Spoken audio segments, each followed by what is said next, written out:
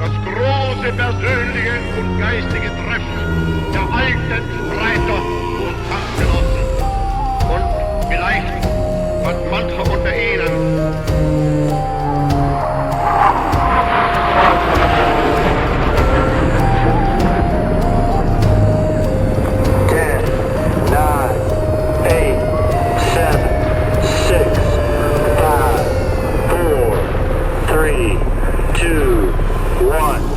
Bienvenidos a Archivos del Tiempo, podcast. Cómo la muerte de un niño de apenas 12 años ayudó a cambiar el destino de toda una nación. Llama la atención esta imagen, un gobierno pues tan aterrado por sus propios niños escolares que decide movilizar perros de ataque y gases lacrimógenos para detener una marcha pacífica. Y munición real, ¿eh? No hay que olvidar ese detalle. Exacto. Y el motivo de esa marcha no era un golpe de Estado. O sea, era una protesta por el idioma en que recibían sus clases de matemáticas. Suena a ficción distópica, sin duda. Pero ocurrió en la vida real, en Sudáfrica, en 1976. Bienvenidos a este análisis profundo. Así es, vamos a diseccionar una de las paradojas más fascinantes de la historia contemporánea, con una montaña de documentos sobre la mesa. Tenemos diarios de la época, registros policiales desclasificados y el exhaustivo informe de la Comisión de la Verdad y la Reconciliación. La misión es entender un fenómeno muy particular. Claro, como un sistema educativo diseñado con cálculo frío para someter a toda una población, produjo a la generación de activistas que iniciaría el colapso de ese mismo régimen. Es una paradoja increíble. Las políticas de opresión absoluta suelen cometer un error fatal. Confunden la sumisión forzada con la ignorancia. Construyen muros de contención cada vez más altos sin calcular que solo están aumentando la presión del agua. Hasta provocar una ruptura catastrófica, digamos. Y la educación impuesta en Sudáfrica fue la construcción de esa represa. Tal cual. Pero para entender el estallido, debemos mirar los engranajes del apartheid, este sistema de segregación racial legalizado por el Partido Nacional. Y no era solo separar a las personas en los autobuses o en los vecindarios. Era un proyecto de ingeniería social muy estructurado. La herramienta principal fue la Ley de Educación Bantu. Los documentos oficiales lo dicen sin ningún pudor. El objetivo era preparar a los jóvenes de raza negra de forma exclusiva para trabajos serviles. O sea, el arquitecto de esa ley, Hendrik Verwoerd, declaró que no tenía sentido enseñar matemáticas a un niño negro, ya que nunca podría usarlas en la práctica. ¡Wow! El nivel de cinismo es atroz. ¿Y la asignación de recursos era un reflejo de esa filosofía brutal? Gastaban sumas gigantescas en cada estudiante de raza blanca, asegurando instalaciones de primer nivel. Pero en contraste, en zonas como el inmenso barrio de Soweto, carecías de lo más básico. Los registros muestran aulas con 70 niños. 70 niños y con techos rotos, con una proporción de un libro de texto por cada 10 alumnos, si tenían suerte. Digamos que la educación no buscaba iluminar, buscaba domesticar. Así es, no querían formar ciudadanos, querían fabricar mano de obra barata. Pero hay algo que me hace ruido. Si un gobierno necesita mano de obra para industrializar un país, ¿por qué privar a esa población de habilidades técnicas básicas? Es una gran observación. Parece una decisión que sabotea la propia economía del régimen. Exacto. Es como darse un tiro en el pie. La respuesta radica en la paranoia política. El régimen prefería una economía con ciertas ineficiencias antes que arriesgarse a formar a una población capaz de cuestionar el poder. Claro. El temor a una mayoría educada superaba cualquier lógica de mercado. Querían brazos fuertes, pero mentes dóciles que no leyeran filosofía o derecho. Y esa paranoia llega a su límite con el decreto de 1974. El gobierno introduce una nueva exigencia. La mitad de las materias clave, como ciencias sociales o matemáticas, debían impartirse en afrikáans. Resulta muy útil visualizar la perversidad de esto con una metáfora. Pensemos en alguien a quien encierran en una celda y le ordenan construir su propia puerta de salida. Ajá. Pero las únicas herramientas que le entregan están al rojo vivo y le queman las manos al tocarlas. Es una buena analogía, porque el afrikáans no era un idioma más. Era, digamos, la banda sonora de la opresión. Total, era la lengua de la policía que pedía los pases de tránsito en la calle. Y de los jueces que dictaban sentencias de cárcel. Y el contexto de esa decisión es revelador. Los archivos internos muestran un pánico cultural enorme. El afrikáans perdía terreno frente al inglés en el comercio, y el inglés era visto por la juventud negra como una ventana al mundo. Una herramienta de conexión internacional. Al imponer el afrikáans, el Estado intentaba aislar a esa juventud, cortando sus lazos con el exterior. Forzando una asimilación para reafirmar quién tenía el control absoluto del territorio. Pero esa jugada resultó ser su peor error de cálculo. La respuesta no fue la sumisión, sino un rechazo rotundo. Y aquí quiero hacer una pausa para cuestionar la narrativa popular. Adelante. A menudo se ven documentales que pintan el levantamiento de Soweto como una ola de ira espontánea, un estallido caótico. Como si los niños un día se cansaron y salieron a gritar sin más. Exacto. Pero los documentos cuentan una historia muy distinta. Esto fue una clase magistral de inteligencia táctica y logística clandestina. ¿Cómo lograron miles de adolescentes organizar algo de esta magnitud bajo el radar del estado policial más vigilante del continente? Y sin internet, sin redes sociales, ni teléfonos en la mayoría de los hogares. Lo lograron a través de una compartimentación brillante. Crearon el Comité de Acción del Consejo de Estudiantes de Soweto, ¿verdad? Sí, y utilizaron coberturas cotidianas para reunirse a la vista de todos. Por ejemplo, ¿qué tipo de coberturas? Ensayos de coros escolares, reuniones de jóvenes en las iglesias, partidos de fútbol. Los mensajes se transmitían de boca en boca. A través de redes de confianza muy cerradas. Un estudiante de una escuela llevaba un trozo de papel escondido en el zapato hasta otra escuela. Para coordinar las rutas de la marcha, claro. Sus propios pares y profesores ignoraban el plan por completo. Ese nivel de disciplina requiere un liderazgo extraordinario. Y en el centro de esta red clandestina aparece la figura de Tsietsi Mashinini. Un estudiante de 19 años del colegio Morris Isaacson. Los perfiles biográficos lo describen casi como un personaje de cine. Amante de la literatura, actor de teatro escolar, con un carisma arrollador. Vestía pantalones de campana y un afro impecable. O sea, ¿cómo pasa un aficionado al teatro a convertirse en el estratega de una revolución nacional? La transformación se explica por la influencia del movimiento de conciencia negra, liderado por figuras como Steve Biko. Esta filosofía proponía algo muy audaz para la época: la emancipación psicológica. Enseñaba que el arma más potente en manos del opresor era la mente del oprimido. Mashini tuvo un mentor clave en esto, Abraham Onkopotse Tiro. Un profesor que le facilitaba libros prohibidos sobre derechos civiles. El mismo profesor que después fue asesinado, si no me equivoco. Así es. Las fuerzas del Estado le enviaron un paquete bomba a su lugar de exilio en Botsuana. ¡Wow! Ese asesinato fue el punto de inflexión para Mashini. El dolor y la rabia lo transformaron. Pero en lugar de buscar venganza caótica, canalizó esa furia hacia una disciplina inquebrantable. Las instrucciones que impartió al comité fueron de una claridad militar. La marcha debía ser en paz. Nada de vandalismo, nada de provocaciones a la policía. Sabía que el gobierno buscaría cualquier excusa para masacrarlos. Así que la estrategia era desarmar al Estado con su propia disciplina pacífica. Y así llegamos al 16 de junio. La logística entra en acción. Desde las 7 de la mañana, columnas de estudiantes salen de distintas escuelas confluyendo en las calles polvorientas de Soweto. Los números que manejan las fuentes son asombrosos. Entre 10.000 y 20.000 jóvenes. Caminando con sus uniformes escolares, alzando pancartas hechas con cartón y pintura casera. Marchaban hacia el Estadio Orlando cantando cantos de libertad, como Dios bendiga a África. Imaginar esa marea humana de juventud y esperanza pone los pelos de punta. Pero el plan choca contra un muro de violencia estatal. ¿Qué desencadenó el colapso esa mañana? Fue el choque de dos visiones del mundo.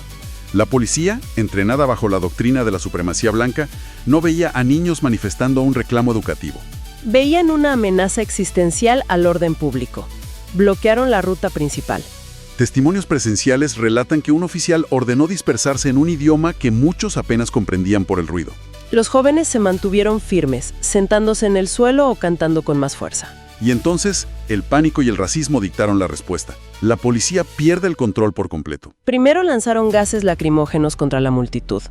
Los estudiantes retrocedieron, pero no se dispersaron. Luego, soltaron perros de ataque contra los niños. La multitud, en defensa propia y presa del pánico, mata a uno de los perros a pedradas. ¿Y la reacción de los oficiales ante la pérdida de un perro policial fue levantar sus armas? Dispararon munición real directo contra la masa de escolares desarmados. Las pancartas cayeron, la marcha en paz se volvió una tragedia. Hay un dato en los archivos que rara vez llega a las portadas sobre las víctimas de ese día. Es cierto, un nombre monopoliza la memoria global. Pero la historia documentada indica que el primer niño en caer bajo las balas fue Hastings Lobo, de 15 años. Es un detalle crucial sobre cómo se construye la memoria visual. Ned Lobo recibió un disparo en la cabeza al principio del caos. Pero en ese sector específico no había reporteros gráficos. Su tragedia personal quedó sin registrar. Momentos después y a unos metros de distancia, el fotógrafo Sam Enzima capturó la imagen que alteraría la historia. Esa fotografía es devastadora por la crudeza que transmite. Muestra a Hector Peterson, un niño de 12 años herido de muerte. Cargado en los brazos de otro estudiante, Bulisa Makubo. Su rostro es una máscara de angustia pura. Y a su lado corre la hermana de Hector, Antoinette, con el uniforme manchado y la cara deformada por los gritos. Y hay que destacar el ingenio de Enzima, el fotógrafo. Sabía que la policía confiscaba cámaras para ocultar la masacre. Sacó el rollo de película, lo escondió dentro de su calcetín y logró sacar la imagen de Soweto. Al publicar esa foto, el velo del apartheid se hizo pedazos a nivel internacional. El gobierno había invertido millones en campañas para vender a Sudáfrica como un bastión de civilización. Esa única foto demostró que el supuesto orden se mantenía asesinando a niños por la espalda. Las consecuencias fueron sísmicas. A nivel interno, el uso de la fuerza letal no generó sumisión, sino una furia imparable. Las protestas se extendieron por todo el país, sumando a trabajadores y padres de familia. A nivel externo, el mundo reaccionó con firmeza. La ONU impuso un embargo de armas y el país fue expulsado de la FIFA. Sudáfrica se convirtió en un paria mundial. El estallido encendió un conflicto interno que duraría casi 2 décadas más.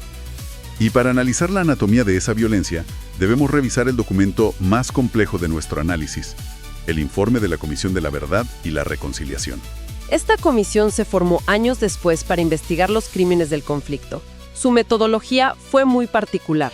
Ofrecía la posibilidad de amnistía a los perpetradores a cambio de confesiones públicas completas, ¿verdad? Así es. Las audiencias fueron un exorcismo nacional. Exoficiales detallaron los engranajes del terrorismo de Estado frente a las familias de las víctimas. El informe de la comisión es concluyente. Establece que el Estado utilizó recursos públicos masivos para financiar escuadrones de la muerte. Detalla operaciones contra insurgentes en lugares como la granja de Black Place, donde secuestraban, torturaban y ejecutaban a activistas estudiantiles, a menudo quemando los cuerpos para borrar la evidencia. Mostró una asimetría total, pues era una maquinaria gubernamental gigante triturando a la población civil de raza negra. Pero hay una sección en ese mismo informe que genera un debate muy incómodo. Es verdad. La comisión no limitó su escrutinio al gobierno blanco. El documento dedica cientos de páginas a documentar graves violaciones a los derechos humanos perpetradas por los movimientos de liberación, incluyendo al Congreso Nacional Africano y al Congreso Panafricano. Espera, ¿significa esto que equipararon las tácticas del Estado con las de quienes luchaban por la libertad? El informe fue muy cuidadoso en hacer una distinción moral. Determinó que la lucha contra el apartheid era una guerra justa. Legitimada por el derecho internacional. Exacto, pero dejó claro que tener una causa justa no otorga un cheque en blanco para cometer atrocidades. Los hallazgos exponen una brutalidad aterradora por parte de los grupos de liberación en los campamentos en el exilio. En lugares como Cuatro, en Angola, el pánico a los infiltrados provocó purgas internas terribles. La comisión documentó torturas severas y ejecuciones sumarias de sus propios miembros bajo sospechas de espionaje. Muchas veces sin pruebas reales. Y la violencia no se limitó a los campamentos en el extranjero. El informe describe con frialdad forense lo que sucedía en las calles sudafricanas. Documenta la práctica de ejecuciones con neumáticos. El infame necklacing, sí. Colocaban una llanta rociada con gasolina alrededor del cuello de supuestos informantes y les prendían fuego frente a todos. Es una lectura que hiela la sangre, de verdad. La comisión relata esto para mostrar cómo el racismo del apartheid logró algo aún más perverso. Destruyó el tejido moral de toda la sociedad. La violencia engendró una espiral de paranoia y venganza. Las líneas entre justicia y crimen se desdibujaron. Y el sufrimiento recayó una vez más sobre la población civil más vulnerable. En medio de este torbellino de caos, volvemos a la chispa original. ¿Qué fue de Tsietsi Machinini, el joven estratega de Soweto? Después del 16 de junio, su rostro apareció en los periódicos y la policía ofreció una recompensa enorme por su captura. Se convirtió en el fantasma más buscado del país. Su supervivencia durante esos meses es un testamento a su ingenio. Explotó su experiencia en el teatro escolar. Los registros relatan cómo se movía de noche disfrazado de sacerdote. O vistiendo ropas de mujer para pasar los controles de seguridad. Pero la cacería era implacable. En septiembre, la red se cerró demasiado y tuvo que cruzar la frontera hacia Botswana, iniciando un largo y amargo exilio. Y el exilio presenta otro enigma en la vida de Machini. La ruta tradicional para un líder en fuga era unirse a las filas del Congreso Nacional Africano en el exterior. Esos grupos tenían infraestructura, dinero y protección. Sin embargo, los biógrafos señalan que Machini rechazó esas alianzas de manera tajante. ¿Por qué negarse a recibir el apoyo de la mayor maquinaria de liberación? Por un principio de autonomía que consideraba innegociable. Creía que los líderes políticos veteranos habían perdido el contacto con la realidad de las calles tras décadas en prisión. Percibía sus intentos de absorber al movimiento estudiantil como un acto de paternalismo. Un intento de capitalizar el sacrificio de los jóvenes sin cederles poder de decisión. Machini intentó construir una tercera vía, una organización juvenil independiente en el extranjero. Pero el precio de esa independencia fue el aislamiento total. Viajó por el Reino Unido, Estados Unidos, Nigeria y Liberia. Intentando movilizar recursos, pero se encontró sin base de apoyo. Los grandes partidos lo aislaron por no seguir la línea oficial. Es la tragedia suprema del líder visionario. El joven que movilizó a 20.000 personas terminó sus días en la soledad. Falleció en Guinea en 1990, en circunstancias que aún hoy se consideran misteriosas. El líder de Soweto no logró vivir lo suficiente para ver a su país transitar hacia la democracia. Y el castigo por su independencia se extendió más allá de su muerte. Al repasar los primeros años de la Nueva Sudáfrica, el nombre de Machinini se estuvo ausente. Debido a su negativa a someterse a los partidos que luego formaron gobierno, la burocracia estatal marginó su legado. Es un recordatorio claro de cómo la memoria histórica no es un reflejo exacto del pasado. Es una herramienta que los vencedores editan a conveniencia. Los héroes que resultan incómodos para la narrativa del partido gobernante suelen terminar relegados al olvido. Pero la historia tiene formas de resistir la edición. Historiadores independientes y la memoria comunitaria han reclamado su lugar. El 16 de junio conmemora el Día de la Juventud y el Día del Niño Africano, honrando el impacto de aquella marcha. Pasó de ser una fecha de luto a un homenaje al poder transformador de una generación. Al sintetizar los hallazgos de todas las fuentes revisadas, el patrón es innegable. Las cicatrices del apartheid y el sacrificio de jóvenes en el exilio demuestran la fragilidad de los sistemas autoritarios. Un régimen puede poseer el monopolio absoluto de la fuerza militar, pero colapsa en el instante en que la población a la que oprime decide perder el miedo. La revuelta de Soweto probó que el espíritu humano encuentra formas de organizarse y resistir, superando cualquier barrera logística o lingüística. Y esto deja un eco poderoso al pensar en el punto de partida de nuestra conversación. El Estado diseñó escuelas con el propósito explícito de amputar la curiosidad y crear una clase obrera sumisa. Pensaron que tenían el algoritmo perfecto para el control perpetuo. Sin embargo, esa misma fábrica de opresión forjó a los activistas más astutos e implacables que el régimen jamás enfrentó. El arma de doble filo de la educación se volvió en contra del creador. Y para cerrar este análisis, resulta imperativo lanzar una pregunta al aire. Al observar el mundo que nos rodea lleno de estructuras diseñadas para mantener el control y el status quo, uno se cuestiona qué efectos secundarios invisibles están creando. ¿Qué estructuras actuales podrían estar gestando, en total silencio y bajo la misma arrogancia, la chispa de la próxima gran transformación social? Un pensamiento profundo para quienes escuchan y analizan con nosotros. El viaje por la historia nunca termina, solo espera el próximo destino. Nos reencontramos pronto.